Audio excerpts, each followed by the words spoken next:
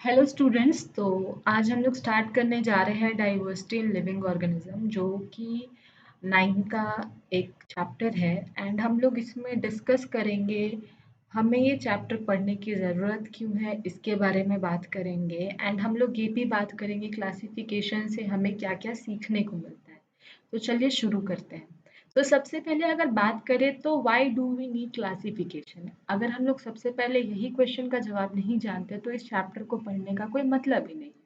तो हम लोग सबसे पहले ये जानेंगे क्लासिफिकेशन के मतलब क्या होते हैं, what are the objectives of classification.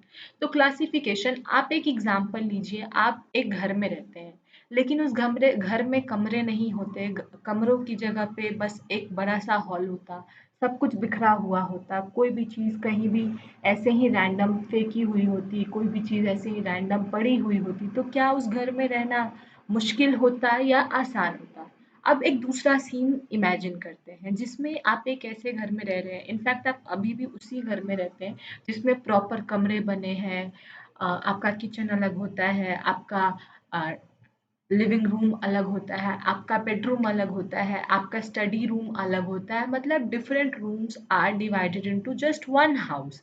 और ऐसा क्यों करते, ताकि हमारे पास एक कन्वीनियंस हो, एक सिस्टमैटिक अप्रोच हो, ताकि जैसे आपको पढ़ना हो तो आप स्टडी रूम में जाते हो, आपको अगर कुछ एक्टिविटी करनी हो तो आप लिविंग रूम में जाते हो, आपको सोना हो तो आप बेडरूम में जाते हो, अगर अगर आपको खाना निकालना हो, खाना खाने जाना हो तो आप किचन से खाना लेके खा लेते हो।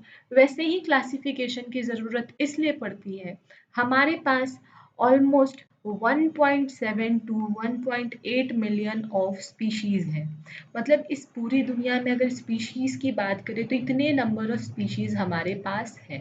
अब इतने बड़े ग्रुप ऑफ स्पीशीज़ को पढ़ने के लिए, समझने के लिए बहुत ही ज़्यादा एफर्ट लगाना पड़ेगा। और अगर एक-एक स्पीशीज़ को पढ़ना हमने चालू किया, तो शायद से ये नंबर बहुत ज़्यादा हो जाएगा और शायद से हम इसके बारे में पढ़ भी नहीं पाएँगे।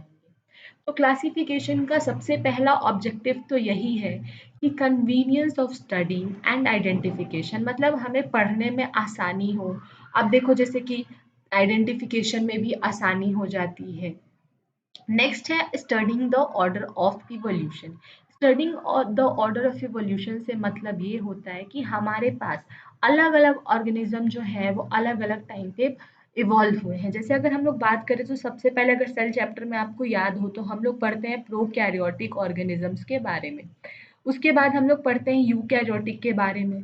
तो इसका क्या मतलब है, पहले हम लोगों ने प्रोकैरियोटिक के बारे में देखा, फिर यूकैरियोटिक के बारे में देखा, फिर हमने देखा कि सेल सेल से मिलके बना टिश्यू, टिश्यू से फिर ऑर्गन, ऑर्गन से organ system, and organ system से एक organism.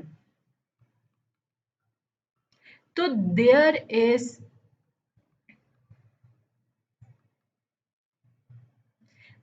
is a gradual increase in the level of cellular organization. मतलब सबसे पहले हम लोग देखते हैं कि कौन सा ऑर्गेनिज्म कब आया, एवोल्यूशन के कोर्स में कौन से ऑर्गेनिज्म को पहले रखा है हमने, उस हिसाब से हम लोग चीज़ों को बेटर अंडरस्टैंड कर सकते हैं।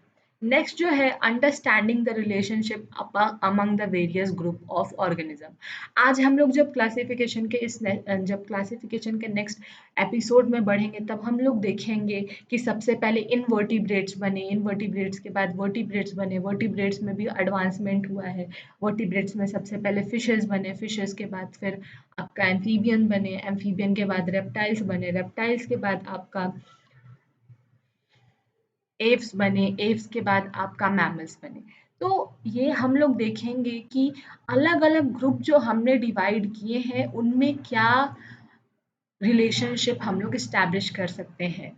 इस चीज़ को भी हम लोग क्लासिफिकेशन के थ्रू ही जानते हैं।